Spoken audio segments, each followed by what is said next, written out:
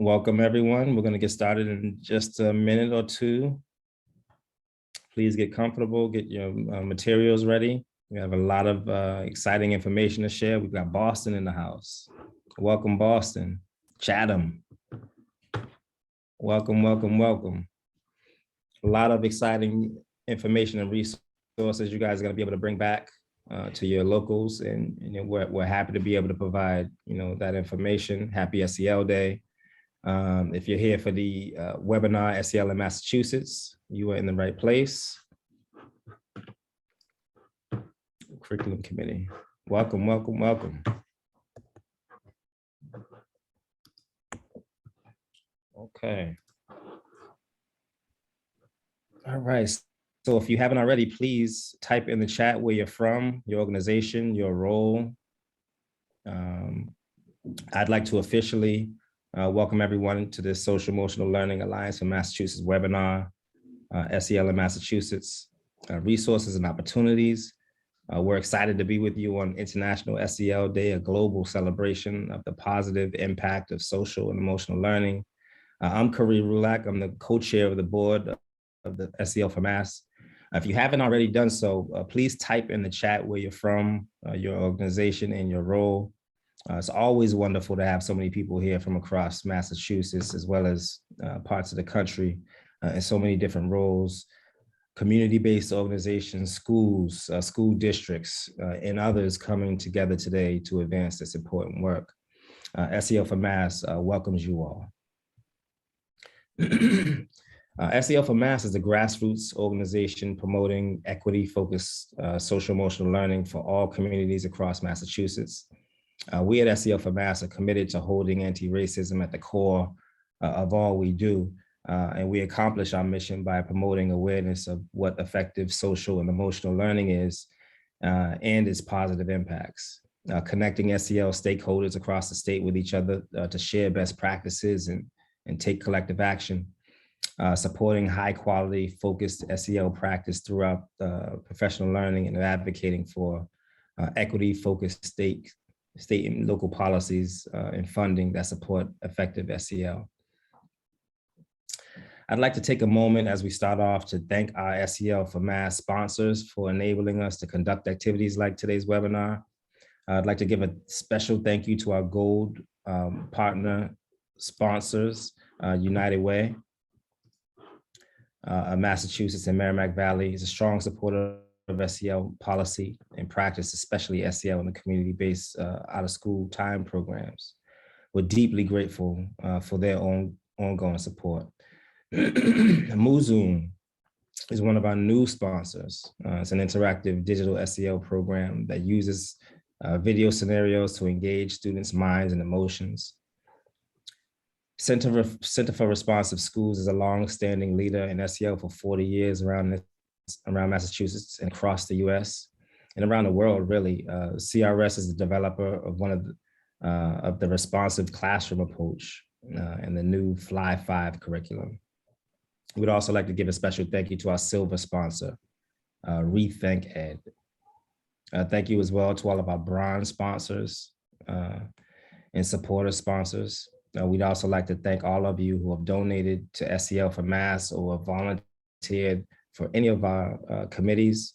Working together, we can really make a difference. If you're on social media, use the hashtag SEL Day and SEL for Mass to share key ideas from this event. Please use the chat at any time to share your comments and questions. I'm now going to turn things over to our SEL for Mass Executive Director, Jim Vedder. Thank you so much, Karee. And it is fantastic to be with everybody today in celebration of the 3rd annual International SEL Day. This is a day to raise up and promote the value of SEL. This is happening all across the United States and around the world today, that people are taking this time to add an extra focus on the fantastic work that's being done in SEL. And this year's theme is around finding common ground and pursuing common good through SEL. So at any point today, you can go ahead and on whatever social media platforms you use, share about the important work that you're doing in SEL and about the positive impact you've seen at SEL, and just tag SEL Day. That last year, SEL Day, that hashtag trended for several hours across the world. So we can do that again this year.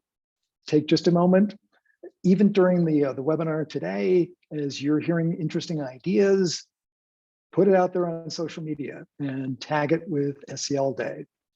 And if you want to make sure that folks know about the important work that you're doing in SEL, if you go to selday.org, and Paolo will put that link in the chat for you, you can sign up there and become an SEL Day partner just by signing up and sharing the important work that you're doing. So if you're an out of school time organization, a school, university, an SEL program, please make sure you've gone ahead and signed up for SEL Day to be able to keep raising the visibility of this important work that we're all doing together.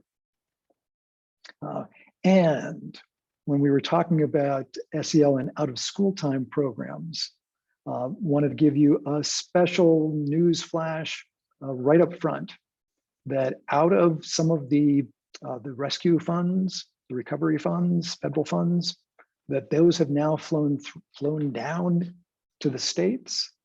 And in Massachusetts, Paolo is just about to put a link in the chat, that there are some funds that are just becoming available for after school and out of school time programs to strengthen those programs, including a focus around social emotional learning. And there are a whole series of organizations around the state that have received those funds to then be able to distribute those to the local communities. So if you look at the link, you'll see who the providers are that might be most appropriate. So again, if you're in an out of school time organization, this is a really important opportunity to continue to support and expand your work. And that if you're in a school-based setting, then this is really important to be sharing this with the out of school time organizations with whom you work. These kind of funds can really help support this important programming so that SEL doesn't just happen in school, that it really extends throughout the community. If you're in Boston, that Boston After School and Beyond is the organization that has received those funds, and that they have just recently posted their grant funding opportunity. So if you get in touch with them, you can sign up, and those funds will start to flow quickly. And the opportunity, the applications are due in just a few weeks. So we wanted to start with that important news flash. So we've got lots of good information to share with you today about what's happening around SEL across our state, and about some opportunities for you to get support and get involved. But first, we want to begin with a little snapshot of some of the things that we've been learning about what's happening with SEL around our state. So I'd like to start by inviting Gwen White to introduce herself and to share a little bit about a very recent SEL for Mass survey. Hi, I am Gwen White. I am an assistant professor at Merrimack College, and I'm going to kind of go over the results of a survey that we sent out to everyone on the SEL for Mass listserv. We got a good response rate. So 201 folks from Massachusetts responded to the survey, and we got a really good range of folks from across the state. So 12 out of the 14 counties responded. And actually, if you take a look here, we got a pretty even distribution with, Middlesex and Worcester kind of dominating, but everybody else was kind of on board, engaged with the survey. A number of different folks from different organizations responded. What we saw was that schools are the majority folks doing SEL work, but we did see districts, nonprofits, and private agencies represented as well, and then a variety of kind of other options. folks who are doing education are kind of across the range of educational levels. So, you know, we saw some folks from graduate school, some folks from college, you saw some out of school time. Elementary school, middle school, and high school were really kind of the big folks who are doing the SEL work, who responded to our survey. But we definitely saw kind of other places. So SEL work is showing up across a range of different educational opportunities. I asked kind of a simple, are you doing SEL work in your context? And we're seeing a majority of folks are doing something SEL related. So about 81% of people who responded to this, and only about 5% actually were like, no, did not. When we asked about what kind of SEL organization, what kind of SEL actions are being taken, we saw a lot of staff training, which is great because you really do want folks being able to do this work. And then we saw a pretty good kind of an interesting range of other actions being taken. So about 35% of people had purchased some kind of SEL curriculum, and then an additional about 16% were doing some kind of locally developed SEL curriculum. Surveys were a big part of what folks are doing. So about 34% of people are doing some kind of SEL survey, which is, you know, a great place to get information. You're seeing content integration being part of what about 33% of folks are doing. And then there are kind of common frameworks as about 26%. And then another 13% are doing something else outside of this. So there's a lot of different actions being taken across a number of different domains. The focus of the SEL implementation, based on what we found from the survey, is largely curriculum and instruction, as well as school vision and mission. And so over half of folks are doing something in the curriculum range on SEL work. And then another almost half are doing something around school vision and mission. You're also seeing advisory work, some in athletics, and then there's another about 11% who are doing something else as well. And these all total more than 100% because they could select any of the things that they're doing. And so what you're really seeing is a lot of people are doing curriculum and vision. And so we're kind of getting a lot of big picture stuff in terms of SEL implementation. Then we also asked some sort of degree questions to see where people are focusing their energy and kind of what's happening at the applied level in SEL work. And so a number of different individuals responded saying, you know, we are doing something around adult SEL. So 46% of people said that they were doing something related to adult SEL. And then another 18% were saying, oh no, this is really kind of an area of focus for us, which is really great to see because it means that we're seeing kind of SEL getting implemented across the lifespan in terms of engagement and effort. We also asked, to what extent do individuals responding to the survey feel that equity issues are being addressed by their programming? And again, we are seeing, you know, the majority of folks are really saying, look, we're doing something in this area. We're attending to equity issues. 17% are saying this is a real kind of core focus. We're very much focused on SEL and equity issues. And then another 55% are saying, you know, yeah, this is part of what we're doing. It's not necessarily a lot, but it's not nothing, and it's not even a little. It's, you know, it's somewhat. We're doing some of this. And then again, you know, only about 7% of folks were saying, yeah, this isn't at all. So less than 10% of programs are not doing anything with SEL based on what we are seeing.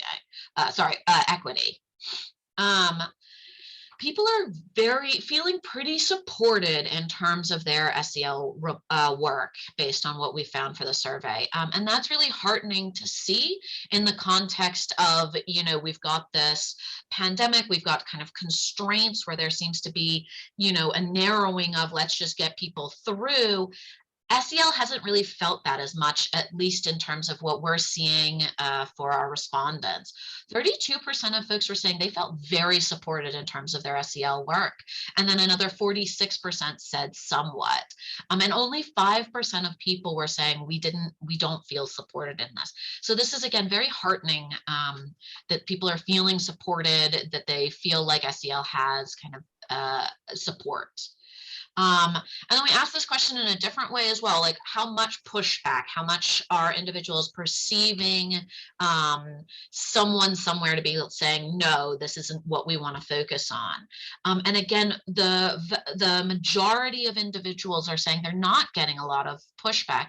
And again, this is heartening to hear. It suggests that there's kind of this focus on SEL is something that is valuable in the context even of what's going on kind of globally, big picture. So that's really kind of reassuring to see. And again, nearly 30% said that they are getting no pushback at all. Now, there is some pushback, so we are seeing kind of some folks getting some pushback. That's never super surprising, right? There's always people who are kind of not on board, but it's heartening to see the majority are really getting not a lot. So that is the results of our survey. That's kind of what we found from these people who responded in Massachusetts. So thank you. Great, Gwen. Thank you. So I'm curious for everyone here that with those findings that you just saw from around the state, I'm wondering what resonated with you, what seemed familiar to you that you expected, anything in there that was surprising to you. So just and how does it relate to your own experience? So just take a moment, think about what you just saw, and go ahead and just type in the chat, and let folks know. What did you see in there that seems aligned with what you're experiencing in your community? Anything that stood out and surprised you that seemed at all different? And Gwen, I'm wondering for you, that what of these results did you expect? Was there anything in here that surprised you as you were looking at the results? Do you want me to put in chat, or do you want me to just say? No, please do. So I would say that I was, the thing that surprised me was the lack of pushback that individuals were reporting experiencing. I kind of had imagined that in the context of, everything kind of narrowing and getting very stressed, that we often see kind of people focus on basics or just getting through. And it was really heartening to me, and I think it kind of speaks to this idea that maybe SEL is part of basics now. It's part of something that's considered, well, no, we need to do this. We need to focus on this, even in times of crisis. This isn't a program that we want to cut or ignore. This is kind of a key aspect of education and support and engagement. So that really I was really like pleased to see that. Interesting. And I'm noticing that Brenda says, glad that SEL seems to be a focus in most schools. Training seems to be the needed area. And interesting, Lindsay gives a kind of a interesting flavor here that seeming to get a lot of lip service about how important SEL is, but then pushback comes when it comes to actually implementing. So I think a bunch of us have seen where that kind of rubber hits the road kind of issues that Shania talks about. My school community puts a strong emphasis on SEL for our students, and it is incorporated in their schedules. Great. All right. Well, thank you so much, Gwen. Really appreciate that research. Really helps us, and appreciate your being here to share it. No, thanks for including me. I appreciate it. If you have any questions, please feel free to ask. But I got to run now. Thank you. Thanks, Gwen. All right. So interesting to see what's happening around the state and that the number of people that are really engaged around SEL around the state. Uh, there are also some interesting supports that are now being offered to communities. So we're going to hear a little bit now about one of those supports, which is the Social Emotional Learning and Mental Health Multiple Tiered Systems of Support Academy. And we have with us one of the directors of that academy. Actually, I work on that team as well, so I appreciate the opportunity to be connecting in this way too. That we have, as well as a team lead from one of the teams that have been involved with the academy. So I'd like to introduce Shai Fuchsman and Lauren Rapucci. So Shai, would you like to introduce yourself and tell us a little bit about the academy? And then Lauren, would love to hear from you about your experience of being part of the academy. Sure. So first of all, good morning, everyone, and happy SEL Day. It's exciting to start the day early, celebrating this important movement. And it's great to hear also how much work is already happening in the state. So as Jim said, I work for the Education Development Center. We are a Waltham-based organization, although we're all working from home. So we're really based wherever it is we live. And one of the EDC is an organization, we're a large nonprofit organization. We actually do work across the country and across the globe. But here, closer to home, one of our many projects, as Jim said, is a project that's funded by DESE, the Department of Elementary and Secondary Education, called the SEL Mental Health Academy, which is actually one of multiple academies focused on building multi-tiered system of support, MTSS. Our academy specifically looks at how to integrate SEL and mental health into an MTSS framework. So I'm going to talk, just go through a couple of slides just very quickly and informally about our thinking and our process. So first of all, I just wanted to give the broader context of DC's work. We work, again, not just in Massachusetts, and we really are able to, by working across the country, to bring lessons learned from districts across the country. So in Indiana, for example, Jim and I and others work with specific schools on implementing SEL programs. We work with communities, both large like Indianapolis and also some rural communities across the state. In New York City, we work with Aperture Education, the organization that is behind the DESA, and Urban Assembly. Both are also very involved with SEL Day, I'll mention as well, to actually get the DESA to screen all 1.1 million students in New York City, and not just to screen them, but to use the Urban Assembly's strategies to provide supports for students who have been identified as needing supports. And then the focus today of my brief presentation is on the Academy. That's our logo. It's based in Massachusetts. And again, it's focused on providing a series of trainings and customized consultation to support districts across the state in building MTSS frameworks for SEL mental health. So I'm sure many of you are familiar with MTSS. So I'll just talk about it very briefly, like when we think about MTSS, what do we mean? So we're talking about establishing a district-wide or school-wide systems of SEL mental health supports. So that includes your tier 1 SEL programs and or practices that you bring into school. We've been focusing a lot on SEL integration to academic instruction at a tier 1 level. And also, in addition to that tier 1, all students getting SEL supports, also identifying students who need additional supports through tier 2 and tier 3 supports. Tier 2 usually for students with lower moderate needs through small group supports, and tier 3 for students with greater needs through individualized interventions. But underlying the 3 tiers is also, first of all, the foundation of making sure that families and educators are partners in this work, and that we're looking at their own social emotional well-being, especially with this pandemic. Looking at adult well-being, it has become a really important component of the broader system. And then we also talk a lot about what are the binding materials, the glue that holds the whole system together. So it's not just about different series of supports across 3 tiers, but it's establishing one cohesive system, including having clear vision from leadership, making sure the whole system is operating based on data-driven decision-making, making sure that everything that is being implemented is implemented effectively, focusing on equity. I know SEL for Massachusetts talks a lot about the importance of integration of SEL and anti-racism, we bring that perspective as well. And then also just more broadly, making sure that there's strong communication coordination among everyone in the school who's working on SEL supports across the 3 tiers. So that's kind of like the system that we help districts build.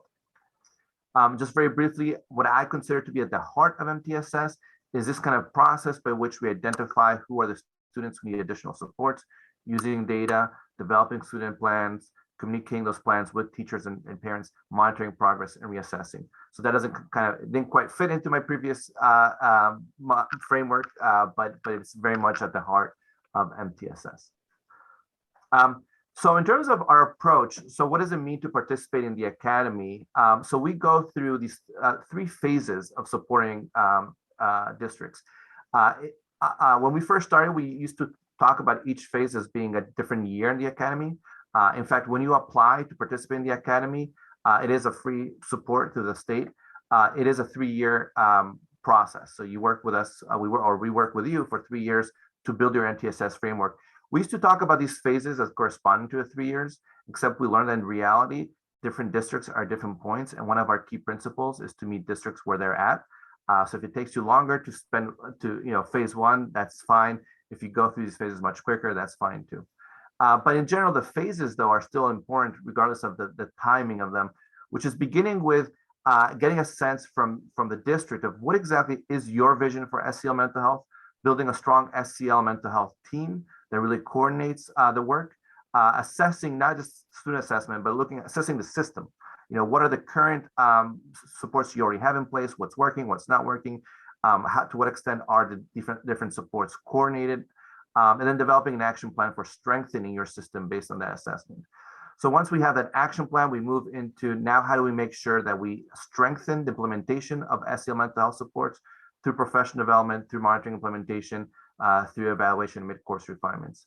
And then at the end, once you have that strong system in place, we work on sustainability and in some cases scaling up your framework or your model. I just wanted to very briefly give you a couple of examples of tools. So for example, at the very beginning, I mentioned assessing the system. So we begin with doing an inventory of what are all the different supports you're currently providing across tier 1, tier 2, tier 3. Obviously, the table was cut off. Who is benefiting from every support? Who's leading it? What is the status? Is it working? Is it not working? Does it need to be strengthened? Is it being implemented well? And then based on that, what can we do to strengthen each individual support? So the tiered support inventory, this particular tool looks at individual supports. We also have a tool that looks at the system.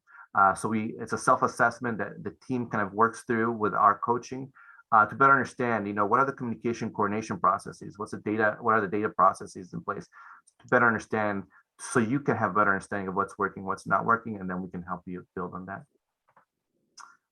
So that's it. I'm going to put in the chat 2 links. One is to our website, so you can learn more about the academy, and then the other one is DESE's website for all the 8 academies, because that's where the applications for the academy actually will live. Applications, I believe, for next year is going to be open in April, either late March or April. So definitely check out that second link. If you want to apply, that's where the application will be. You'll see there's 8 academies. You can pick ours. You can also apply for any of the other ones that are not related to SEL. Great. Thanks, Shai. So Lauren, tell us a little bit about your school is one of the schools that's participated in the academy. Tell us what that experience has been like and what you all been learning from it. Sure, absolutely. So hi, my name is Lauren Rapucci. I am an occupational therapist by trade, but I am the assistant student support director at Learning First Charter School in Worcester. And part of that role, I oversee our social emotional learning and mental health supports. So just a little bit of background on our school to give you some context. As I said, we're in Worcester, Massachusetts. We have about 670 students in grades kindergarten through 8th grade. Definitely a very close community. While we're not a neighborhood school, so not physically close, we're spread out. Our kids are spread out all over the city. It's definitely a very tight-knit group of families and kids. We have tons of siblings, cousins, family, friends, people who go to church together. That kind of atmosphere here. I did put out our little demographic overview, but we have a high number of ELL students. We have students on IEPs and just students from a wide range of different cultural backgrounds. And as I had mentioned, it's definitely a very close community. So just to give some background kind of in how we ended up joining the Academy, we knew as a school that we had a high amount of social, emotional, and mental health needs. We were seeing that in our discipline data, in our classroom behavior, all of those things, and families even like expressing things that they needed for their kids. So we knew we had a high need, and we knew we had components of social emotional learning and mental health supports in place, but we felt like they were disjointed and they were mostly reactive. We were doing a lot after things were happening, not doing as much proactive supports as we wanted. So we saw this opportunity, I believe it was in an email from Desi, saying that we could join this academy, and we decided to do that to get some support in this area. And so we joined in 2019 with the understanding that it was a 3-year commitment. So as I shared, the early steps were really a lot of kind of program evaluation, looking at being reflective about what we currently had in place, what our needs were moving forward. We did a lot of inventories. We looked at our workflow and our organizational flow and how that supported or did not support the work that we wanted to get done at our school. It helped us establish, because you had to, for the academy, you had to have a team that went. So it helped us establish like an SEL and mental health team at our school that was committed to doing this work. So that was extremely helpful. And then really establishing our vision and setting some goals and making some plans for how we wanted to move forward in this work. And then after that, really, it was a lot of ongoing support. There are academy sessions, there are webinars that provide on different topics that provide ongoing professional development. We have individualized monthly sessions with a TA provider, which is really just focused on our goals and what we want to work on. It's very much tailored to your school and your school's needs. We even had, prior to COVID, a nice site visit where our TA provider was able to come out, get a feel for our school, get to see our school. So that was really nice. And then they also are helping now, because we're in our last year, with that more like sustainability planning and kind of long-term work that we want to do.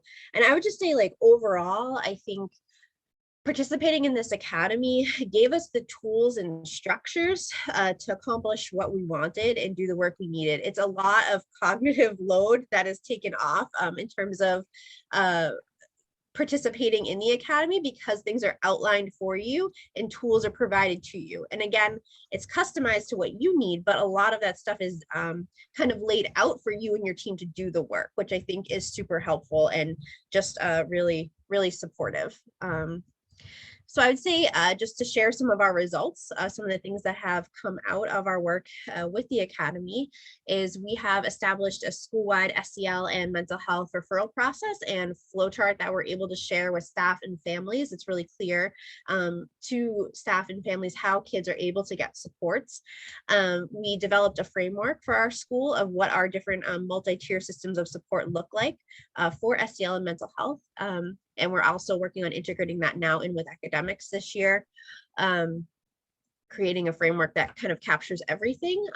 We were able to identify the need for an additional mental health role in our school to provide interventions. We were able to research and pilot and start implementing some evidence-based tier 2 and 3 programs. We were able to pilot. We did have a previous tier 1 program. We identified that we wanted to do something different. So we're able to pilot that this year, and we're going to be implementing that for next year. And really also during school closure, the academy was a huge support. So given now, we never know with how things are going to go. So I would say the academy is an excellent support in making you be more flexible in how you're how you're implementing and how you're providing SEL services, because it was a huge support during school closure. We were able to really move a lot of our SEL and mental health supports virtually with a support from the academy. And then I would say also we've developed a nice network. I've got to know a lot of really wonderful people through the academy at different schools, at different organizations, Shy and Jim, and different, I was actually in a class, I'm going for my CAGs right now, and there was a girl in my class who actually, we did the SEL and Mental Health Academy together. So she reached out. So that was like a really cool connection and a nice networking opportunity. And you do feel like all the schools that are participating there are really open to working together now and in the future. Even I think when the academy is done, I'd be very comfortable like emailing people from there. So that's huge. And then just to share like some of our future goals, you know, we want to pilot a universal screener and implement it. We want to streamline our progress monitoring and measurement process, strengthening our tier 1, and embedding equity practices in SEL. I actually just attended a webinar yesterday that was about equity in SEL, and it gave me a lot of things to think about and ideas for how we can kind of shift some of our practices to be more supportive. And then finally, really finding ways to support adult SEL in school. I think that's a huge need. So that's something that we're working on now. Excellent. Thanks. Well, thank you for sharing that. So I'm curious for Lauren and for Shy that you talked about this whole kind of comprehensive system, and I'm wondering, you know, at SEL for Mass, we have a lot of focus around that kind of tier 1 SEL. And I'm wondering sort of how do you see these things connecting? The kind of focus on tier 1 SEL, why is that important? And why do you like to think about it also connected to the other tiers? Where do you see the value there? So Shai, you want to start out? Sure, I'll go first.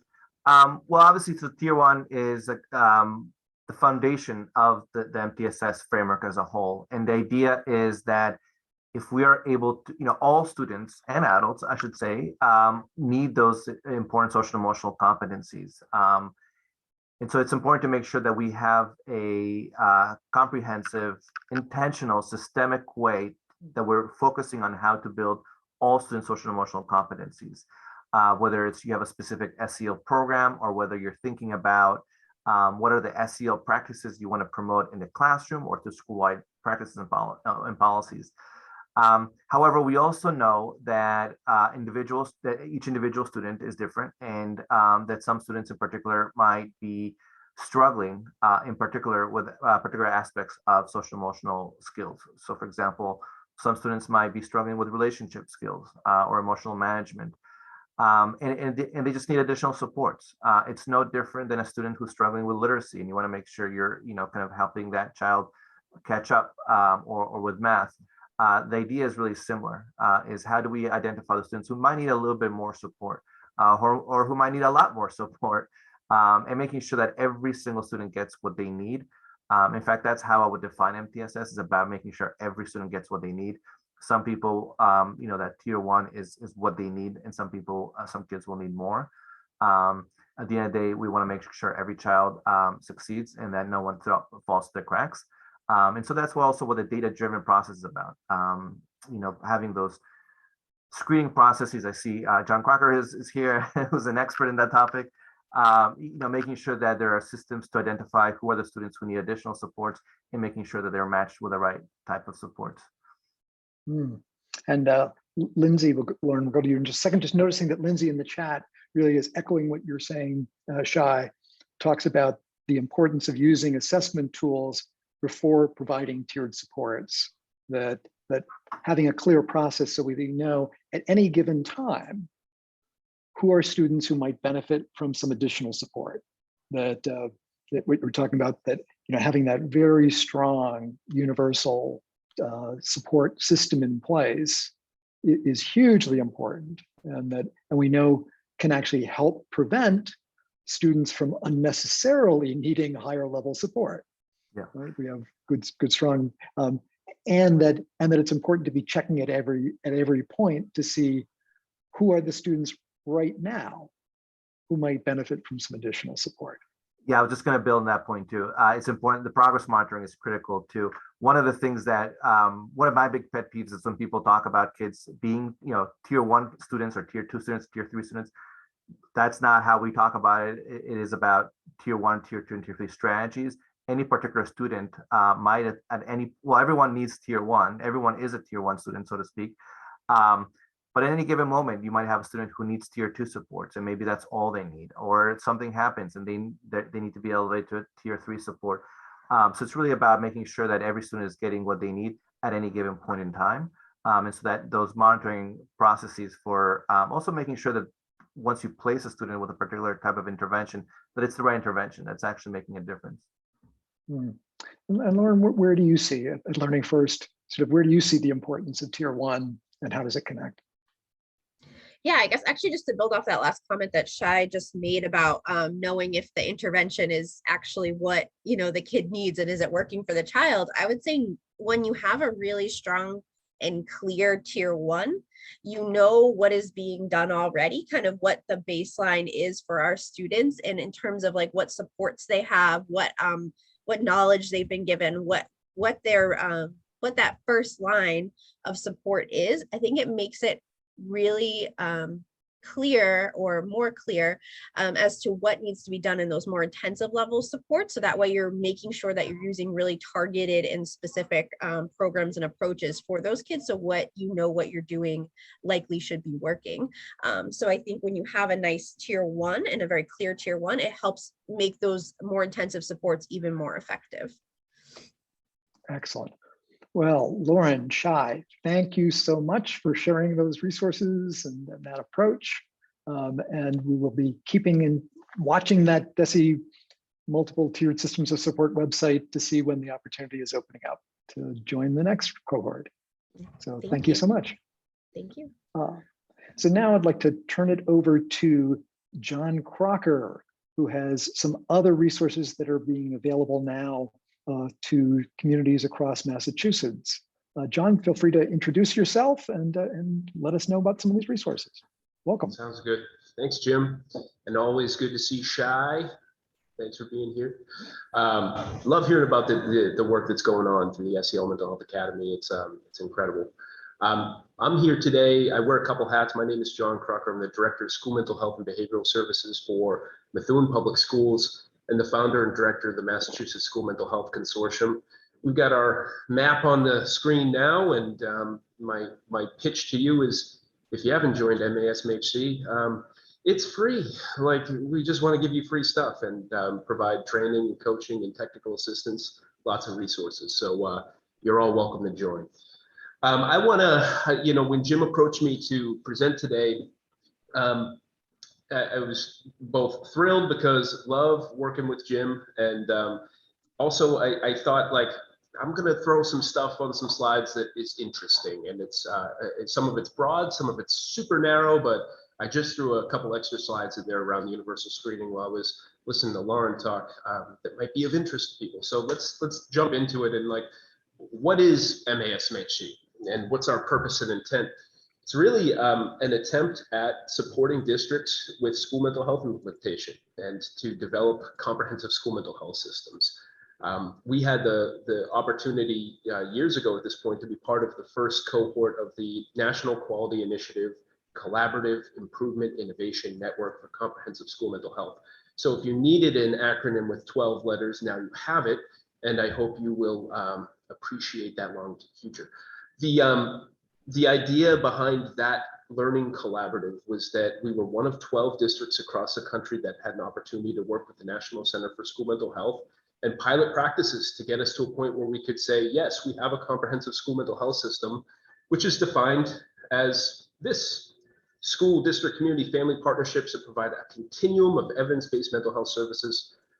We're talking about evidence-based therapeutic practice. We're talking about partnerships with community-based mental health to augment, not replace, what schools offer, because let's be honest, schools are the prevention arm of the mental health system writ large, and no one else is coming to the table to address emerging concerns and to get ahead of problems such that we don't just react to diagnosis and crisis. We're it.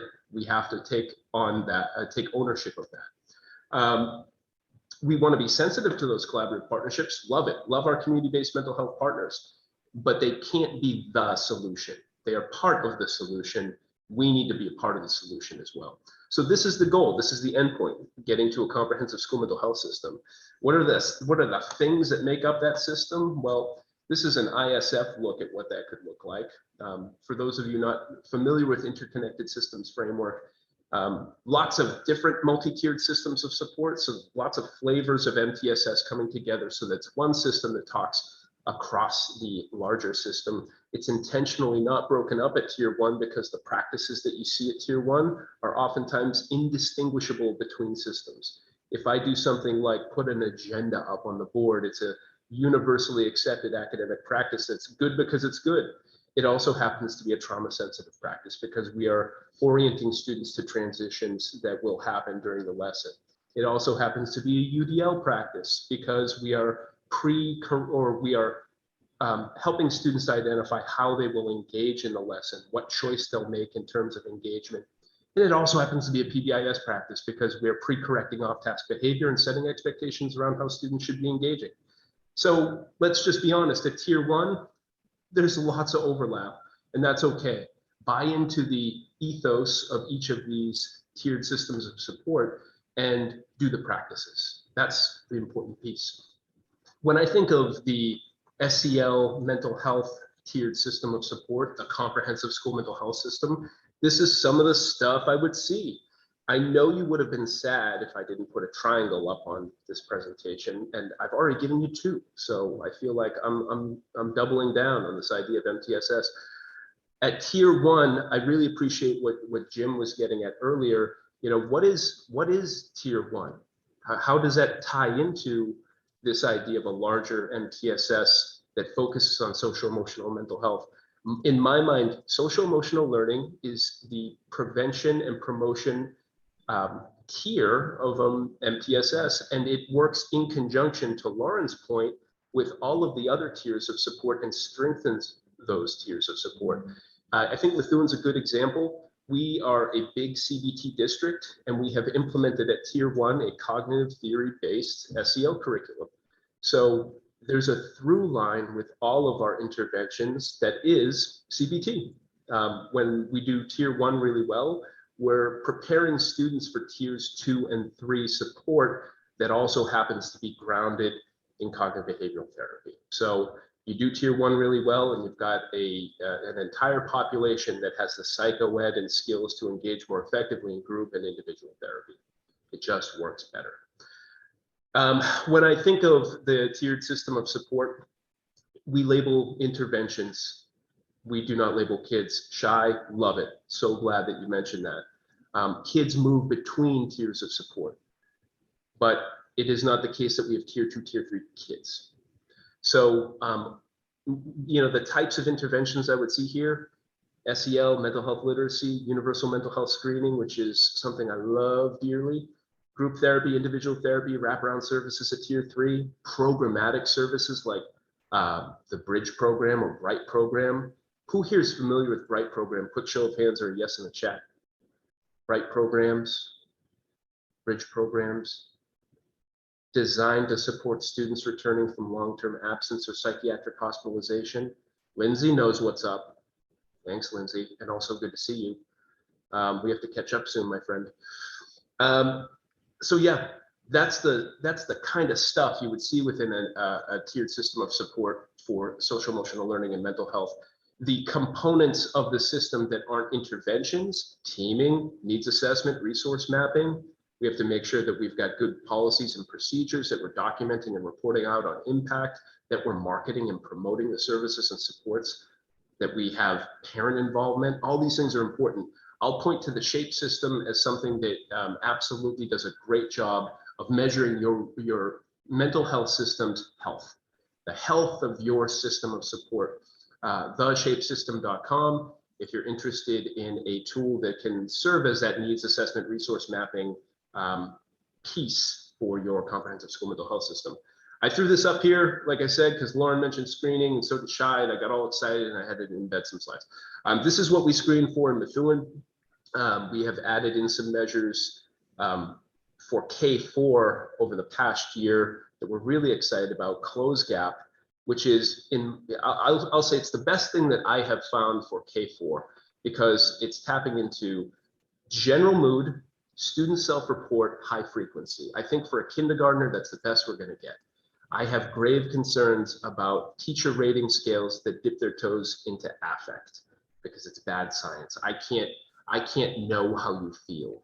If we're using teacher rating scales that are objective, that say things like student I'll use a silly example. SDQ is a measure more like a global measure. And there's a question on there, student steals things in class. Okay, that's black and white. Yeah, like I'm okay with someone reporting out on that because ultimately that is either true or it's not. But when we are making a judgment call about affect, I worry about rate of reliability and bias, and we have to be really careful about that. So student self-report is typically what it is almost universally what we're using in Methuen. We screen for anxiety, depression, trauma, substance use, global scales, all kinds of stuff. And here's some data. Pre-pandemic, we were looking at an 8.5% decrease in symptom presentation for anxiety at the moderate and severe level at the high school.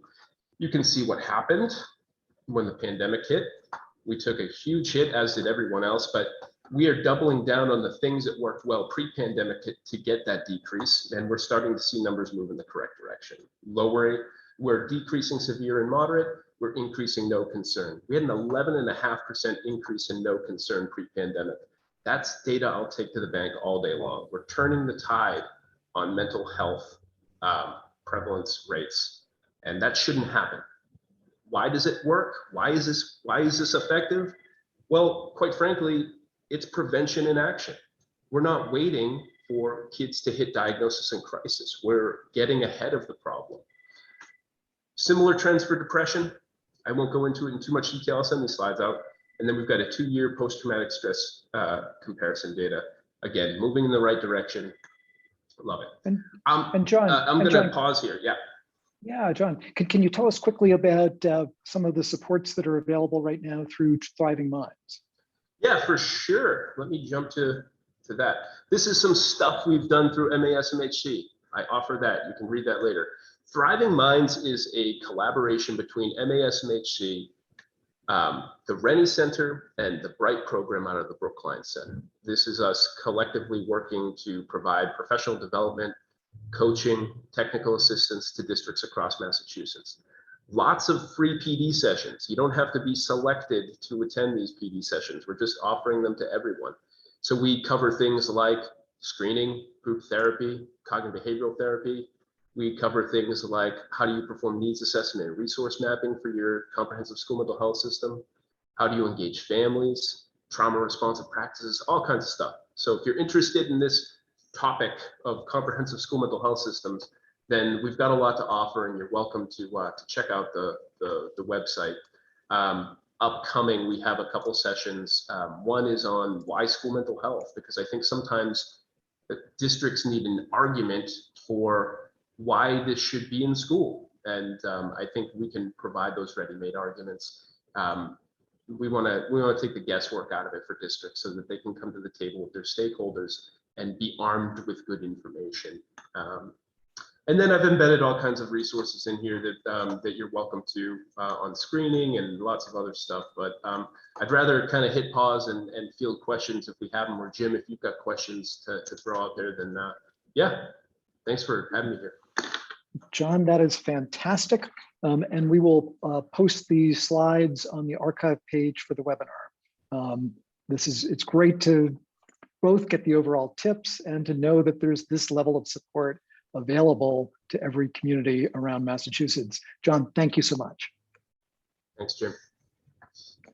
All right, so some really wonderful supports are available. And as we're thinking about the other supports that are out there for communities like yours, that there are other peer support communities that are available in addition.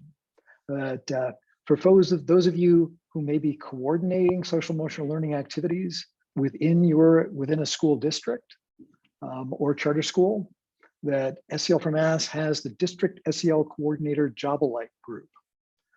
And that's a very powerful opportunity that where any professional who has responsibility for coordinating SEL activities for their local education agency can come together. They typically meet monthly to share experiences and resources and problem solve around shared challenges. It's done regionally, that there are 4 regional groups that meet, and then several times a year, the whole group comes together virtually. And there's also a very active email list and a shared drive.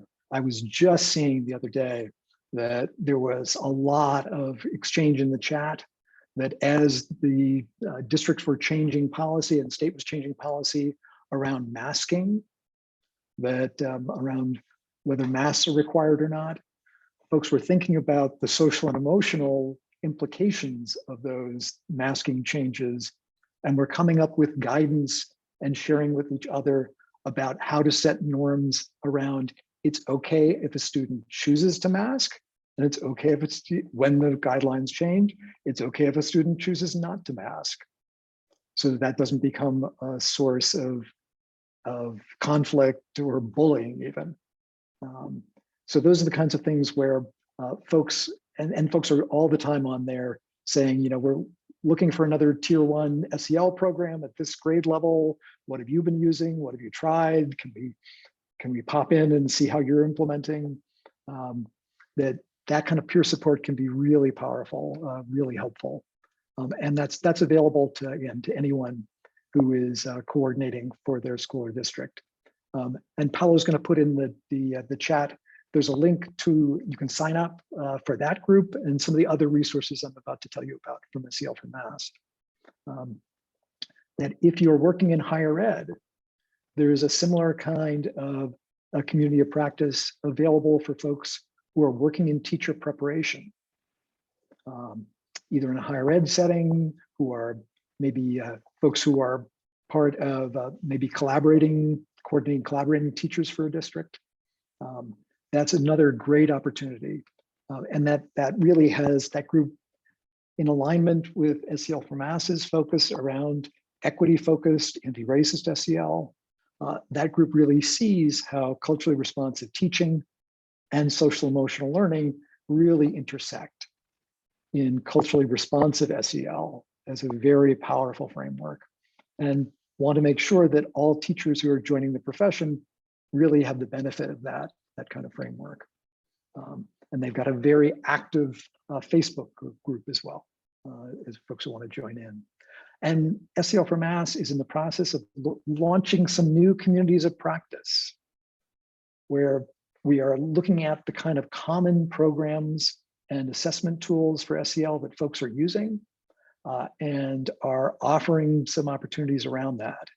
The first one that is just about to be launched is for folks that are using the Second Step program. And we'll have a community of practice that we'll be launching in just a few weeks. And we'll be sending out an announcement about that in the next few days.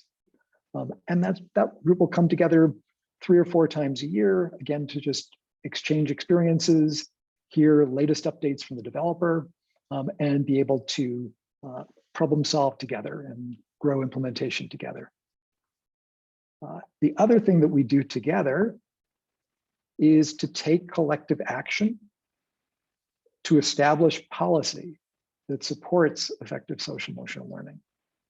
So if you're interested in having an impact on that state level, as well as on your local level, that if you join our policy and advocacy work, that there are 2 bills that we filed this year of this legislative session: an act to promote social emotional learning with Representative Balzer, Senator Cream, that's focused around making sure that in teacher and administrator licensure and license renewal, that social emotional learning is included in those requirements.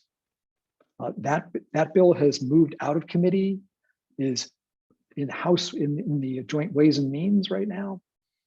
So that's good progress. We also very much appreciate Representative Owens and Senator Chandler sponsoring our bill, an act addressing racial and cultural bias training in educator professional development. That bill has gotten combined with several other bills that we're also supporting.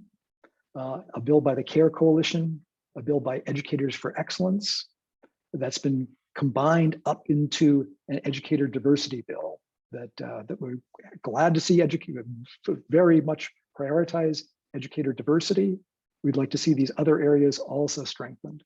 And we're also supporting early childhood care and education through the Common Start bill. And so those are some of the things where if we join together, we can help increase resources, help increase that statewide priority and commitment to SEL.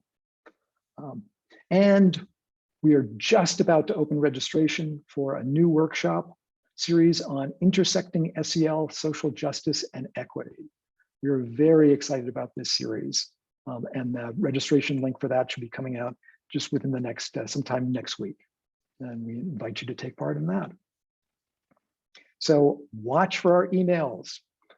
Come join us, get involved. That by taking action together, we can make a huge difference around social emotional learning in each of our communities and around the state. So thank you again to all of our panelists, to Gwen White, Shai Fuchsman, Lauren Rapucci, John Crocker, and also to Paolo for the tech support behind the scenes here, and to all of our sponsors, donors, volunteers, and mostly to all of you for the hugely important work that you do every day. So if you're inspired by any of what you heard today, please join us, become an active part of the Social Emotional Learning Alliance for Massachusetts. We are largely a volunteer organization, and that join us in planning events like this, in advocating for policy, supporting SEL, and in spreading the word about all these important topics. So thank you so much, and happy SEL Day.